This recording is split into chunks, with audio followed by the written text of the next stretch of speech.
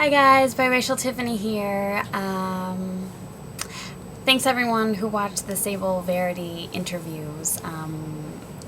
They were long, that was a lot of me talking, so I'm going to post a video I did with Melissa from number 36, Why Were They Staring at Us Like That?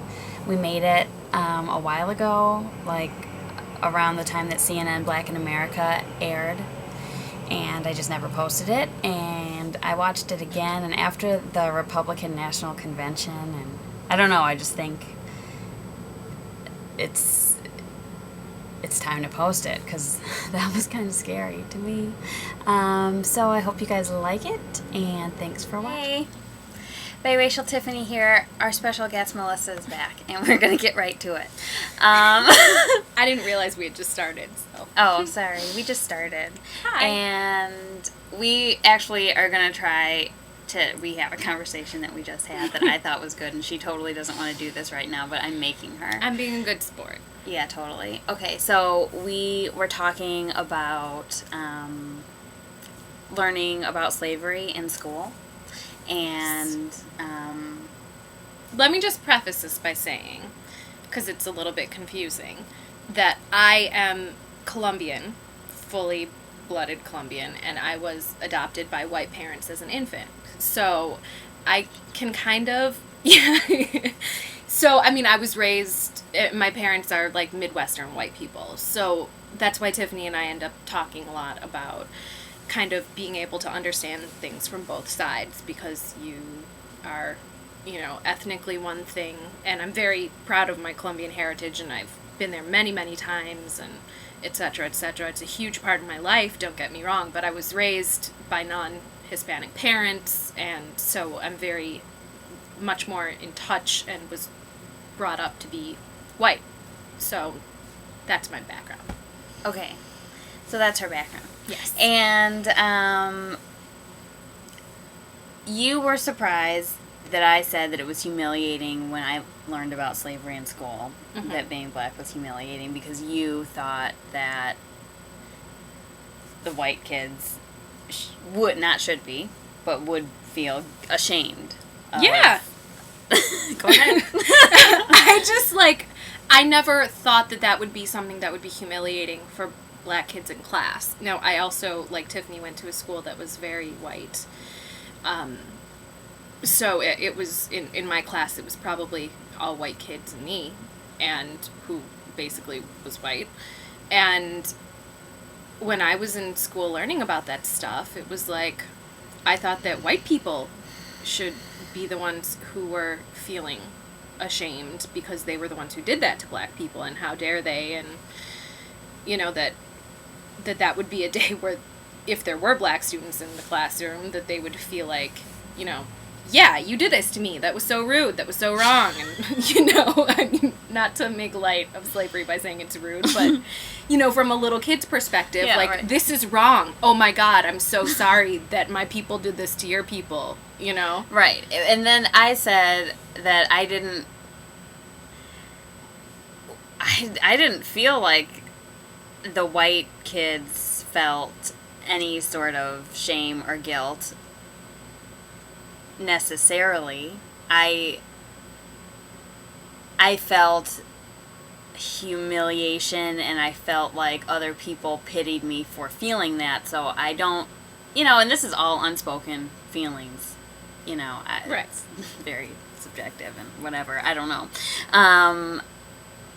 But then I thought, well, actually, I feel like white males would not feel bad about it, but girls might, by virtue of Being more being empathetic. compassionate women, creatures, beings. Not that, you know, those are rules.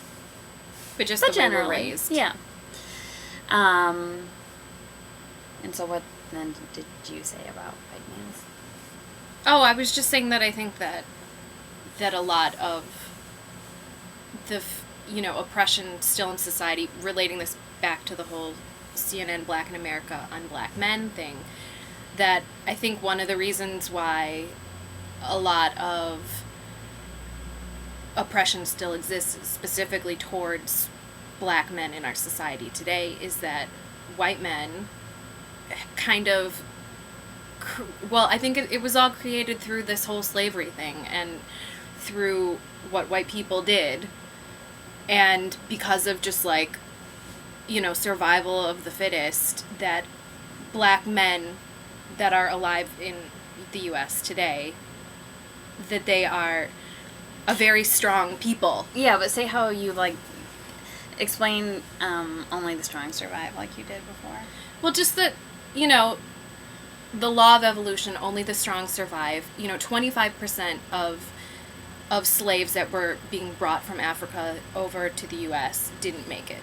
So, you have a strong survival set just setting foot on the soil here. And then on top of that, after, generations of slaves, people died all the time. So people who lived long enough to reproduce, like who lived past childhood, were very strong. They were the ones who did manage to get the most nutrition, who, could survive and endure hard labor, emotional, physical, spiritual strength. I mean, that's what they needed to survive through those conditions. And therefore, black people in this country today are from extremely strong stock. They're just in every way, like in moral every fiber, way, emotional strength, and some people say, like, what are you proud of being black?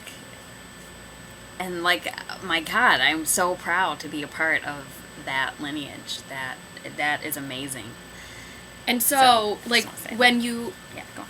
when you couple this very strong emotional, physical, spiritual strength of a people, especially the physical strength with men, with rage, centuries old rage because of oppression, that all of a sudden when a white man today subconsciously somewhere, like, connects with that, with the fact that, like, here is a physically strong, emotionally, etc., community strong black person who has in many ways a right to be angry about a lot of things, then they're just going to do whatever they can with the power that they have to keep them down. Because when the pendulum swings the other way, which I think in the course of history it always does, when white people maybe will be oppressed the way they have oppressed other people, and that, or not, just maybe when they're not in power anymore, then they have a big comeuppance headed their way. And so I just feel like that's a big part of the racial struggle that's still alive. Okay, but talk about how you said, I'm sorry, it was so good. That, like, the fear of the black man, and how I said that the only way to get rid of these roles that have played out for centuries, and to get rid of the oppression and the anger and the fear, which, those are all the opposite of what we should be striving for, and it is all around us every day.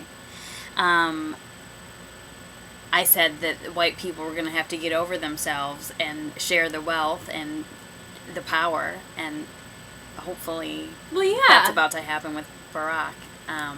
See, I came around, people. She did. Totally. I did too. Yeah, I feel like... And that then you said, but white people are so afraid of that, even, because the pendulum's swinging the other way. And you said it so much better than I just did.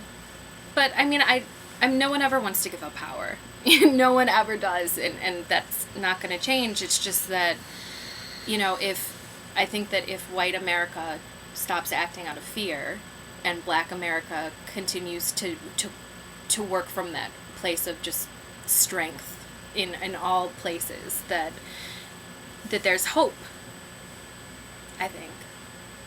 I do too. That's why we talk about these things. That's why we talk about these things. Thanks for watching.